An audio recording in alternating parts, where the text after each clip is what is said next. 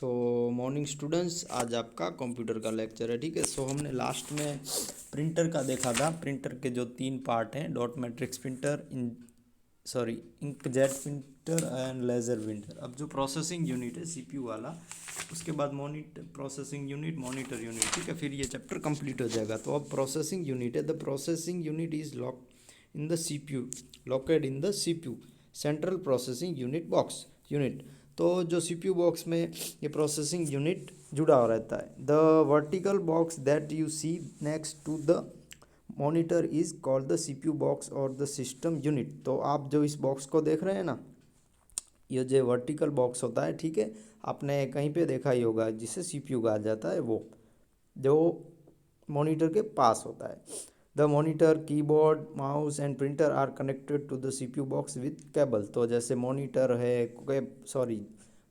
है जो डिस्प्ले जो होती है ना, वो फिर कीबोर्ड, फिर माउस एंड प्रिंटर, ये सब किसके साथ कनेक्टेड होते हैं? सीपीयू के साथ, केबल्स से। The CPU box, as the name suggested, consists of the CPU which perform of the two main function, processing and storage। जो CPU का बॉक्स होता है, उसमें उसका नाम CPU, ठीक है। तो वो क्या काम करता है? उसमें दो ऐसे फंक्शन होते हैं, प्रोसेसिंग एंड स्टोरेज, मतलब कि प्रोसेस करना और जो स्टोरेज वगैरह रखना। The processing is done by processing unit and memory unit takes care of storage. जो प्रोसेसिंग का काम होता है वो प्रोसेसिंग यूनिट से होता है, ठीक है। और जो मेमोरी यूनिट जो होती है वो स्टोरेज को संग्रह में हेल्प करती है। उसके बाद प्रोसेसिंग यूनिट है और मेमोरी यूनिट, ठीक है, दो ही हैं। Processing unit, the processing unit contains the CPU and other electronic components that help the CPU to process input data according to program and generated information output। तो जो ये processing unit होता है ना, उसका काम क्या होता है? वो सीपीयू के साथ जुड़ा होता है और वो इलेक्ट्रॉनिक जो कंपोनेंट्स होते हैं उनकी हेल्प से सीपीयू में जो प्रोसेस करनी होती है, डेटा की एंट्री करनी होती है, प्रोग्राम करना होता है, और कुछ इंफॉर्मेशन जो इनपुट आउटपुट के माध्यम से आती है, जैसे कीबोर्ड से, प्रिंटर से, तो उनकी हेल्प से ये सब इसमें काम होता है। The CPU controls the entire working of the computer, so it is called the brain of the computer. तो ये थोड़ा इंपॉर्टेंट है, जो सब काम होता है वो सीपीयू ही करता है, ठीक है। वो सब कंट्रोल करता है कंप्यूटर को। तो ज़्यादातर देखें तो वो बहुत ही काम वाला हिस्सा है कंप्यूटर का, और इसलिए ही उसको दिमाग कहा जाता है कंप्यूटर का, ठीक है, ब्रेन कहा जाता है।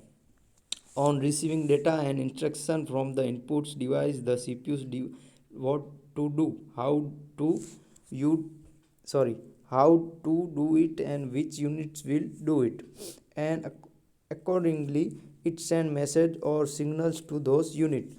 तो जो इसमें डेटा वगैरह आते हैं, इंस्ट्रक्शन आते हैं, वो इनपुट के माध्यम से आते हैं और सीपीयू डिसाइड करता है कि वो कहाँ रखे, कैसे रखे और किस यूनिट में वो काम करे, और ये सब मैसेज वगैरह यूनिट्स में जाते हैं। After processing the data, the CPU generates information and display it through the output units.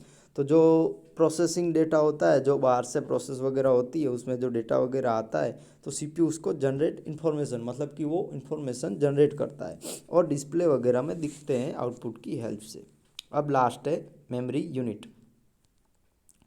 As the name suggest, the memory unit store all the data, program and information it. तो इसके नाम से ही हमको पता चलता है, ठीक है, कि मेमोरी का मतलब क्या, कि संग्रह करना, ठीक है। तो जो इनका डेटा होता है, प्रोग्राम होता है, जो इन्फॉर्मेशन वगैरह होती है, इसमें संग्रह रहती है। When you enter data into the computer it first goes to the memory unit. तो आप कुछ भी डेटा वगैरह कंप्यूटर में डालोगे तो फर्स्ट वो मेमोरी यूनिट में जाएगा। The CPU takes data from the memory unit and process it to generated information. जो सीपीयू होता है वो, द सीपीयू टेक्स डेटा, तो वो डेटा वगैरह को लेता है मेमोरी, पहले वो डेटा वगैरह लेता है, फिर मेमोरी यूनिट में जाता है, ठीक है, फिर प्रोसेसिंग जनरेट होती है इन्फॉर्मेशन वगैरह। This information is again send for storage in the memory unit. तो ये जो इन्फॉर्मेशन माहिती आती है वो फिर से स्टोरेज यूनिट के माध्यम से मेमोरी यूनिट में जाती है। The CPU then instructs the memory unit to send the information to the output device। तो जो CPU का काम यहाँ पे होता है कि वो सारा जो इंस्ट्रक्शन होता है मेमोरी यूनिट से, वो जो इन्फॉर्मेशन है वो आउटपुट डिवाइस के माध्यम से बाहर जाता है, ठीक है। तो ये जो यूनिट है वो कंप्लीट हो गया है। अब जो इसकी एक्सरसाइज है, एक्सरसाइज मतलब जो क्वेश्चन आंसर है वो आपको लिख लेने हैं, ठीक है। ये आपका आज का होमवर्क है। तो जो जैसे फर्स्ट है तो उसमें फर्स्ट में प्रोसेसिंग आएगा। When the computer work on input data according to instruction it is a called processing. फिर सीपीयू आएगा सेकंड में, फिर आउट इनपुट डिवाइस में माउस, ठीक है। तो ये सब आपको लिख लेना है। सब क्लियर ही दिख रहा है, और ना दिख रहा हो तो थोड़ा जूम करके आप देख लीजिएगा आंसर में। फिर 20 ये जो फिलिंग द ब्लैंक्स है, उसके बाद क्वेश्चन आंसर है छोटे, ठीक है, small. 3 main function of computer, input processing output. फिर 3 मेन टाइप्स ऑफ प्रिंटर, तो dot matrix printer, inkjet printer, laser printer. फिर आउटपुट डिवाइस 2 नेम दीजिए, monitor printer, 2 input device, keyboard printer, ठीक है। फिर two units in the CPU box. तो जो CPU box में हमने अभी अभी देखे, processing unit and memory unit. फिर थोड़े इनके बारे में 1-2 सेंटेंस लिखने हैं, जैसे मॉनिटर के बारे में, प्रोसेसिंग यूनिट। तो ये जो 5 हैं, तो देखिए मैंने यहाँ पे आंसर तो लिख दिए हैं। आपको समझ में ना आए तो उसके नीचे जैसे फर्स्ट का आंसर है, तो ये जो अंडरलाइन है वही आपको लिखनी है, ठीक है। यहाँ पे देखिए ये जो मैंने अंडरलाइन की है ना पेंसिल से, वही आपको लिखना है। यहाँ पे जो मैंने ये ऐसे अंडरलाइन की है ना, तो ऐसे ही आपको इनका आंसर लिखना है, ठीक है। फिर सेकंड में भी यही, प्रोसेसिंग यूनिट का भी जो अंडरलाइन है वो, कीबोर्ड का भी जो अंडरलाइन है वो, और जो मेमोरी यूनिट का भी जो अंडरलाइन है, और प्रिंटर वाले भी जो अंडरलाइन किए हैं वही आपको लिखने हैं, ठीक है। 5 के आंसर आपको अगर ये समझ में आ जाए तो यही लिख लीजिएगा। ये थोड़ा पेंसिल से लिखा है इसलिए थोड़ा समझ में तो आ जाएगा, थोड़ा आप देखेंगे तो न समझ में आए तो आप नीचे यहाँ पे जो अंडरलाइन मैंने जो पैराग्राफ में किए हैं वो इनके आंसर हैं, ठीक है। जैसे फर्स्ट जो मॉनिटर का है तो मॉनिटर का, processing unit, keyboard, memory unit and printer का 5 का। उसके बाद जो मैथ द फॉलोइंग है, इनपुट वर्किंग। फर्स्ट जो इनपुट है वर्किंग ऑन डेटा, जो इनपुट होता है वो डेटा पे काम करता है। फिर आउटपुट में लॉजिकल इंस्ट्रक्शन। फिर प्रोसेसिंग डेटा में डेटा एंट्री। फिर प्रोग्राम में मेमोरी यूनिट, और स्टोरेज में इंफॉर्मेशन जनरेटेड। तो ये आपकी जो ये जो कंप्यूटर की जो बुक है उसमें आप कंप्लीट कीजिए, ठीक है। और कहीं पे भी आपको समझ में ना आया हो ये यूनिट तो मेरा कांटेक्ट कीजिए। तो ये यूनिट आपको आज होमवर्क में मिल रहा है।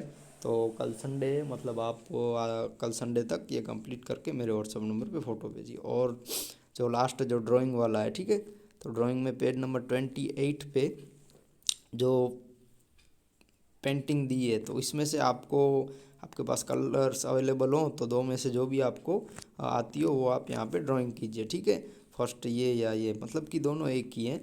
तो आपको जो भी यहाँ पे सेट हो वो आप कलर आपके पास अवेलेबल हो तो आप ड्राइंग कीजिए, या फिर 2 में से कलर ना हो तो पेंसिल से ही आप ड्राइंग कीजिए तो भी चलेगा। फिर उसके बाद नीचे भी जो है वो उसके, मैंने यहाँ पे पेज नहीं डाला है, तो जो उसका पेज है सामने वाला, मतलब कि पेज नंबर 31 पे, ठीक है, 31 पे इसकी पेंटिंग ढूंढनी है आपको, ड्राइंग करनी है इसकी पेंटिंग, ठीक है। ये जो डिज़ाइन ऑफ हैंड फैन है, मतलब कि हाथ से बना हुआ फैन।